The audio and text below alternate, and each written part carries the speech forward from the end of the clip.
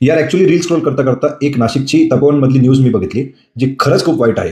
And as a नाशिककर मी खरंच सांगतो, कुंभमेळा सगळ्यांसाठीच खूप विशेष गोष्ट आहे आणि खास करून नाशिककरांसाठी तर ती शान आहे.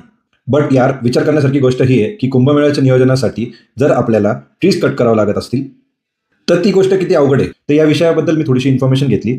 नाशिक महानगर कॉर्पोरेशननी जवळपास 1700 ते 1800 झाडं कट करण्याचा डिसिजन घेतला आहे. Because to make ways for roads, tents, water lines, electric connections, and large township for sadhus who will be visiting in the Kumbh Mela.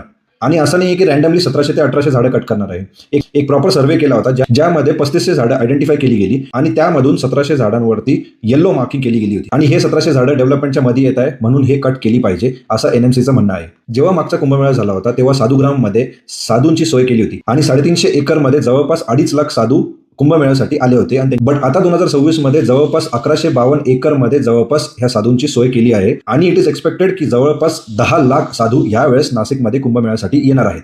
कुंभमेळ्याचा आणि नाशिकचा इतिहास बघता आय एम 100% शुअर की मला स्वतःला तर गव्हर्नमेंटवरती फुल विश्वास आहे आणि NMC वरती तर 100% विश्वास आहे. बट यार मला जी छोटी गोष्ट समजत नाहीये ते म्हणजे जर एवढे झाडं कट करून जर आपल्याला डेव्हलपमेंट करायची असेल तर ती डेव्हलपमेंट काय कामाची. आणि ऑनेस्टली जर तुम्ही कुठल्या पण नाशिककराला हे प्रश्न विचाराल तर त्याचा आन्सर एकच असणार आहे की आम्हाला अशी डेव्हलपमेंट नको आहे जिथे आम्हाला झाडं कापावं लागणार आहे. आणि अजून एक गोष्ट, 2-3 दिवसापूर्वी जेव्हा मी स्टोरी टाकली होती तेव्हा मला एकाने कमेंट केली होती की तू तिकडे जर्मनीमध्ये बसून जे आम्हाला सांगतोय त्यापेक्षा तू जर्मनीमधनं नाशिकला ये अँड इथे येऊन बोल. तर दादा मला तुला एवढंच सांगायचंय की हो आम्ही जर्मनीमध्ये आहे, आम्ही नाशिकमध्ये नाही आहे, पण जर्मनीमध्ये बसून मी प्राऊडली सांगू शकतो की मी एक नाशिककर आहे आणि माझी सगळी आयडेंटिटी किंवा मी कोणाला पण भेटतो तेव्हा मी प्राऊडली सांगतो की आय एम अ नाशिककर because Nashik is non for his pilgrimage. आणि तपोवन म्हटलं तर तपोवनाबरोबर आपला इतिहास खूप जुना आहे. तर दादा मी जरी जर्मनीमध्ये बसलोय तरी by heart I am a नाशिककर. आणि जेव्हा पण आम्हाला कोणी विचारतं की तुम्ही कुठले तर आम्हाला प्राऊड फील होतं जेव्हा आम्ही सांगतो की आम्ही नाशिकचे. तर थोडक्यात सांगायचं झालं तर जगामध्ये आम्ही कुठे पण असो, नाशिकमध्ये किंवा जर्मनीमध्ये, नाशिकच्या विषयावरती जर नाही बोललो तर नाशिककर म्हणून आमचा फायदाच काय. So finally